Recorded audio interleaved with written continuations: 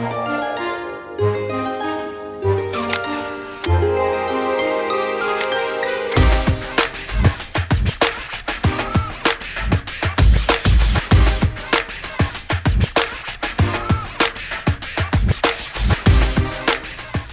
everyone, welcome to Off the Cuff, where the headlines come to life. And today I'm honored to have two wonderful guests who are very, very active within the interfaith community. We have Walter Ruby, who is the Muslim Jewish Program Director in Washington, representing the Washington, D.C. area and basically most of the country, but with the Foundation for Ethnic Understanding, which is based in New York. Did I get all that right? More or less. Welcome, welcome, Walter. You're gonna fix anything I didn't get right in a minute. And we have Rabbi Dorit Adut, who is the president of the Detroit Interfaith Outreach Network. Yes. Welcome, Thank welcome, you. welcome. Thank you. And also, Rabbi Dorit is one of the co-founders with myself for what we call the Greater Detroit Muslim Jewish Solidarity Council. And Walter's going to tell us all about how that was created as well. Welcome to Off the Cuff, Thank you. both of you. Thank you. It's been really a wonderful, amazing experience working with both of you within the last couple of years. But Walter, I'm going to give you the opportunity to sort of tell us exactly what the Foundation for Ethnic Understanding is, which is again based in New York, and your position there, and how we sort of got here today, which is pretty cool. Yes, it is. It certainly is. Well, the Foundation for Ethnic Understanding actually began back in 1989. The founder and still current president is Rabbi Mark Schneier. He started it with the late Joe Papp. The idea at that time was to build relations between the American Jewish community and what was seen as minority communities, African American, Asian, and Hispanic, with the awareness that, you know, by this about now the majority of Americans would be coming, the minorities would be becoming the majority, and it was important for the Jewish community to work with them. So for a long time, and then in the 90s, Russell Simmons, the hip-hop impresario, came aboard as the chairman. The Russell Simmons, right. Came aboard as chairman. And it's one of the more unusual relationships between an Orthodox rabbi and a hip-hop impresario. But they've somehow made it work. I'd agree to that. They've somehow made it work. It's a very interesting relationship and friendship, and it's been very good for both communities. But for much of the history then, from about 1991 or 2 until 2007, the foundation was focused mainly on black Jewish relations. That was the bread and butter. And I came aboard in around 2007 and 8. I'm a former journalist. I worked for Jewish and Israeli newspapers for many years. But I was sort of dabbling in interfaith. I was always very interested in Israel-Palestine issues. And then I had the fortune in 2006 to attend a conference, a global conference of rabbis and imams in Spain. And that just kind of told me, my goodness, that these two, there's so much in common between these religions, and the religions can be part of the solution, not necessarily part of the problem. I personally am a very secular Jew, but I had sort of always thought the religious are, you know, very fanatic in both faiths, and I saw these rabbis and imams jamming on guitars and ouds and talking to the middle of the night and just getting high, literally. It seemed like, on my God, you say that? You have that? Getting to know each other on a personal level rather than a political one. So I got very into that. Then Rabbi Schneier and Russell in 2007 said, you know, we need a second act. We've done black Jewish. I mean, we're making progress, but you know, and then suddenly it's a long story. I brought Rabbi Schneier to speak at a Muslim school in Queens, New York. He got very excited, moved by that, and then he came to me and said, why don't we make these two communities are barely talking to each other. This is not good. We're living side by side. The American Muslim community is growing like crazy. Let's do that. Let's make this maybe the focal point of the foundation. Continues to do black Jewish, but Muslim Jewish has become the focal point. That's what I've been doing with my life ever since 2007 and 8. It's been an absolute pleasure, exciting, and so this thing has grown. So, you know, basically really starting in New York, we first did a summit of rabbis and imams back in 2007 and 8, and Norm Roman and Imam Mardini were there. So that was my first connection with Detroit. And then it grew across the country, and then we started working also in Europe and in Australia and New Zealand, in the Middle East. We've had programs in Morocco and Tunisia and Turkey and Israel. And then somewhere in the last several years, I've been trying to create on the ground what we call the generic name is Muslim Jewish Solidarity Committees, which would be locally based groups of Muslims and Jews who really focus on this issue, making sure that the relationship between Muslims and Jews in Detroit, for example, is getting better, and that we're working together on it, not just once in a while, but kind of keeping it going. So it's a long story. I won't bore your listeners with the whole thing, but I met Rabbi Dorit. I met a couple of others who I already knew, Norm and Imam Mardini, and then I met you, and we kind of brought it together, and we had a wonderful event, as you both recall, very close to here, El Amir Restaurant, which was fantastic, and we've been doing it ever since, and we've had some really, really wonderful events. So, and I'm very grateful to both of you for making this happen. Well, thank you so much for those initiatives, and I think. Sure. The conversation really needs to happen on a human level. We can't whitewash what's exactly happening in terms of politically speaking, and I think on a human level we all agree, for sovereignty for all people and human rights for all people, and that's the basis that we need to have this conversation on, and I think when you get to know people on a one-to-one and you create that understanding of the human element, it makes a huge difference. I know you and Rabbi Dorit have been working together for a long time, and I'm sort of the newbie on the block.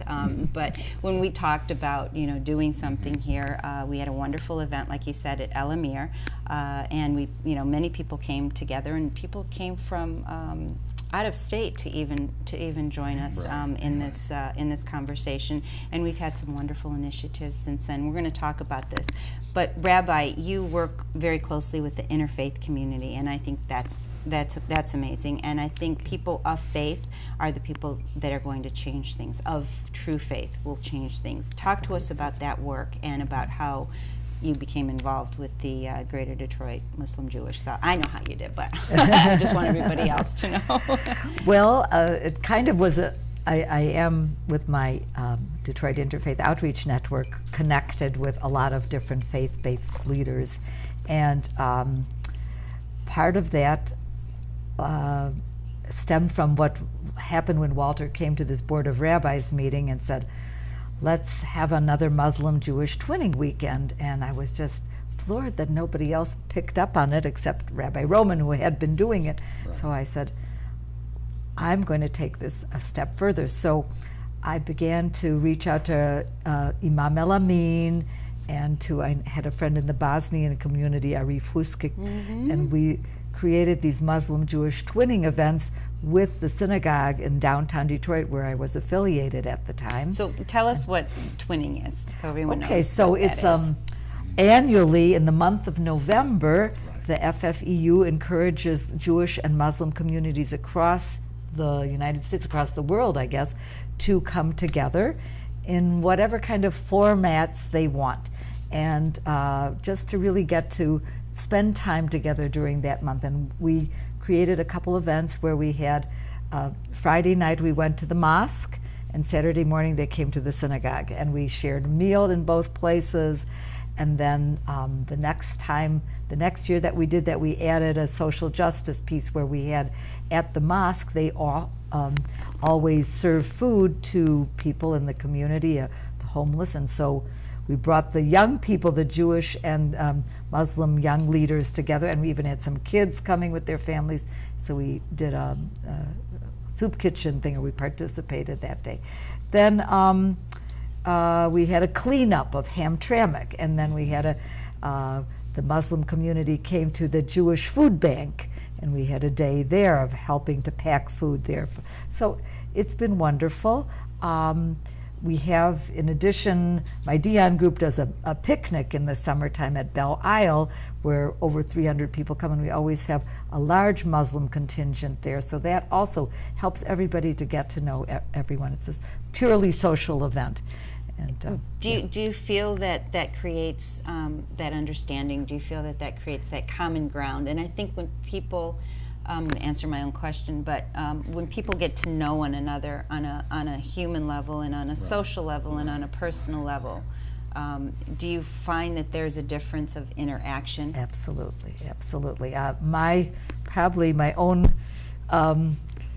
fondest memory, and I had just met Imam El Amin a few weeks before that. We were both invited to a press conference, and there were all these other Black Baptist leaders in Detroit. It was about a social issue that concerned Detroit.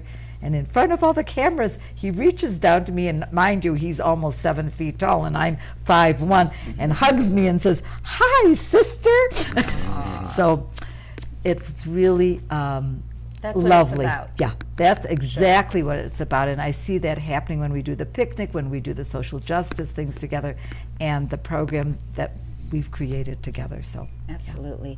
Let's talk about that program.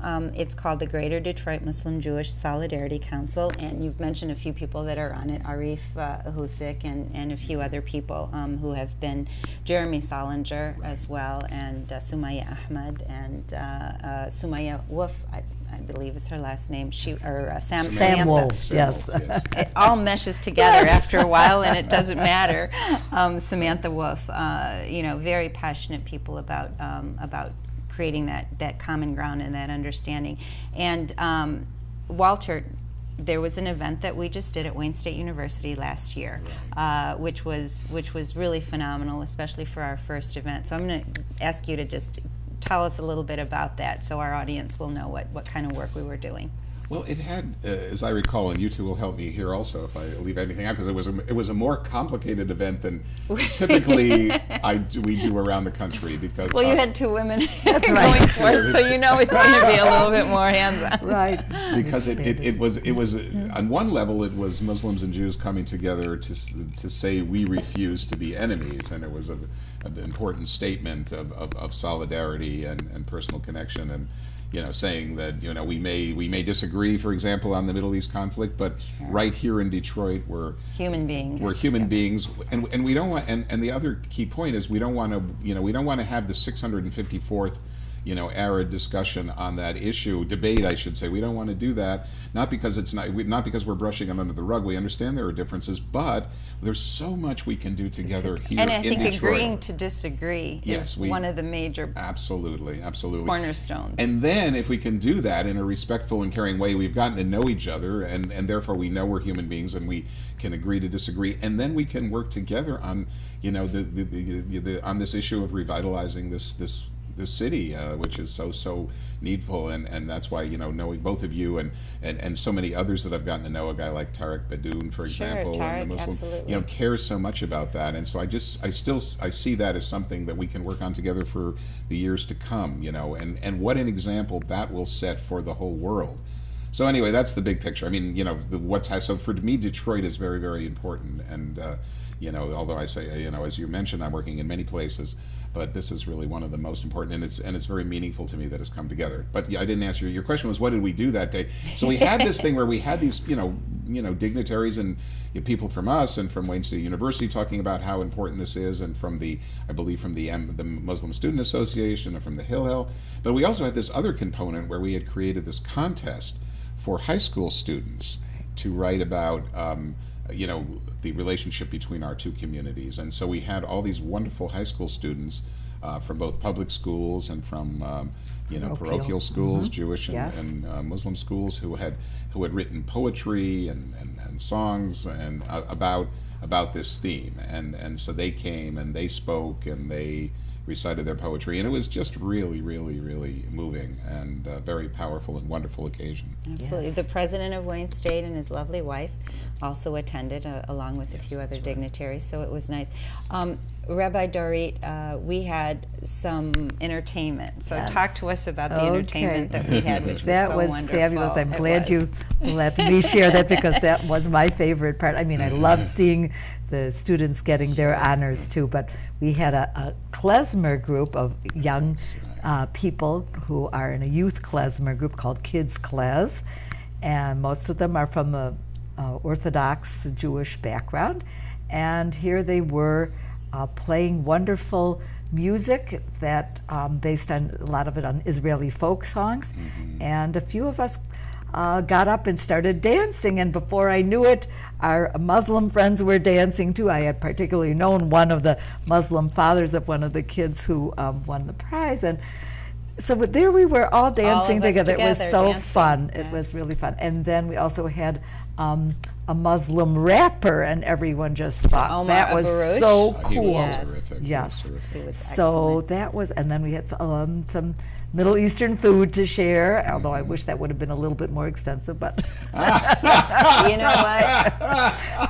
we'll have to work on that for next you know what? year. It wasn't about the food. It No. was about being together, Right. and it was snacks. I mean, everybody, you know, and I think Yes. the value was definitely there. And Yeah, I but I'm a think, Jewish mother. I like to see people. yeah, eat. well, you And know, I have to say- I'm Arab and Muslim, so you know, food is important, but we all manage But we very manage. We all well. managed to- maybe it was better because I had been doing these other events around the country called Spread Hummus Not Hate, Yeah. and so I've been eating a lot of hummus. So it was good that day maybe there was a little less because my waistline, there's some issues. Yes. Well, Yeah. hummus is number one. We know that. We know that. But the best thing I think that that came out of that was bringing the kids together, Yes. and getting them to talk about Yes. you know who they were and Yes. and their perspective. And this was actually created, and we'll get a close-up of this as well. This is a book about from their creative writing and the art contest from different high schools in and around. And what the kids did was they actually created artwork. They wrote poetry and beautiful artwork here, and they wrote poetry, and we compiled it all in a book. And so that Essays and short stories too, essays, right? short stories, poems, and beautiful artwork regarding what their wish list is. I think about relationships with the counterpart, and that was very important. And I think it was sort of an inner cleansing too for them to be able to express that in literature and in pictures, which they did amazingly so. And so this year we're hoping to maybe duplicate something like you guys had a meeting the other night, which I wasn't able to go to, so you need to fill me in. But hopefully we're going to be duplicating something similar to this, or what was the Well, I hope conversation? so. And then I think the other element is that we really would like to do an event a week or two before the presidential elections, where we Yes, come together certainly. as Muslims and Jews to say that we're going to be there for each other. It doesn't matter what may happen in the election in terms of that. We're there for each other, and we're going to stand together against Islamophobia and anti-Semitism. And that's a really core principle of the Foundation for Ethnic Understanding and what we articulate worldwide. And without getting partisan, I think right now is a very, very important time to say that. Absolutely, absolutely. Rabbi Duri, in regards to your work with the Interfaith Outreach Network, and you've been doing it for the last 6 years, has the conversation shifted or changed from maybe 6 years ago to now, and what direction is it taking? Yeah, I think part of what has influenced us a lot is the ongoing problems of violence, continued violence all over the world and in our own community, and how can we be more effective in stopping that, and what is behind the violence, both why are young people being attracted to extremist measures altogether. I'm a former family counselor and crisis counselor, so I'm aware of some of the elements that way. And how can we support efforts to change that? So our conflict resolution aspect has taken on a bigger importance. Also looking at economics, how can we help people find jobs? How can we have a more secure environment? There are a lot of other groups that are doing some good things in the community, and we want to connect with them. As a networking group, we certainly promote the efforts of others that way. And what are some of the aspects that have concluded that may work? And I know that's a loaded question. Yeah. Well, for example, Crime Stoppers has become one of the partners of my Dion group.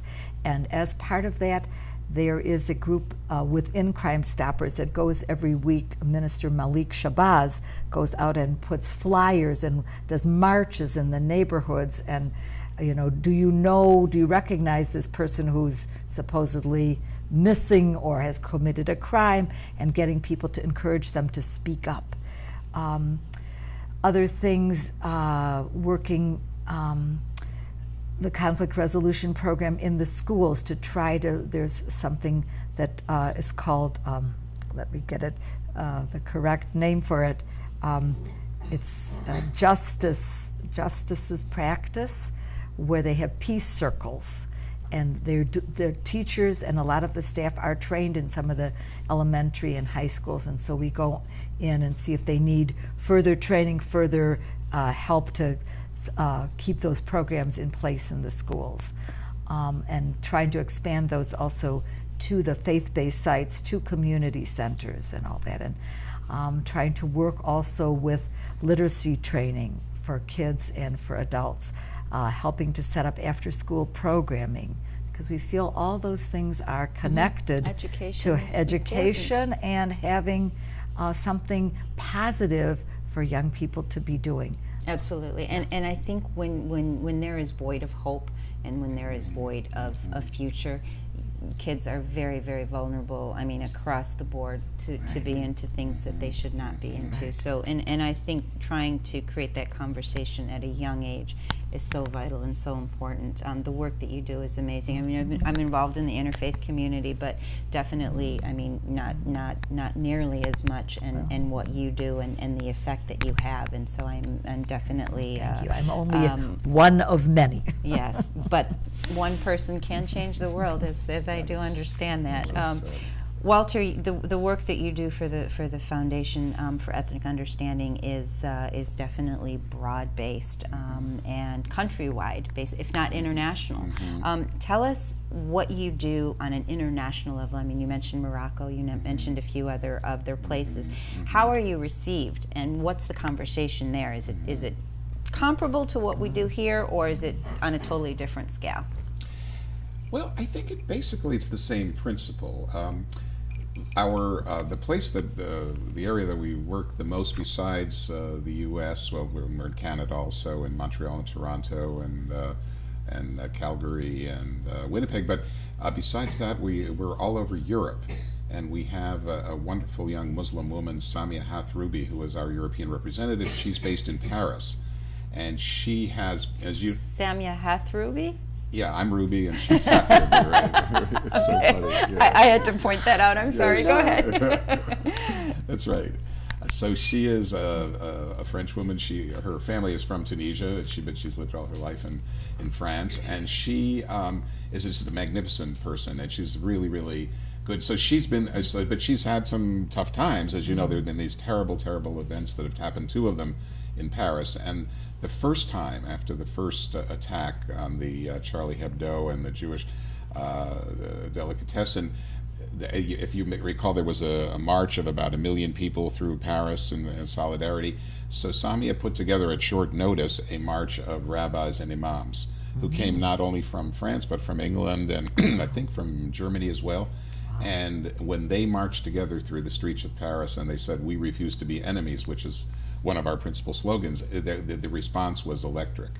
So Samia continues to work, and we have other folks in countries like Belgium, Holland, Germany, Italy, Denmark, Sweden, Poland, many other countries in Europe, and it's been very, very important because obviously the tensions are even greater over there, much greater than they are here.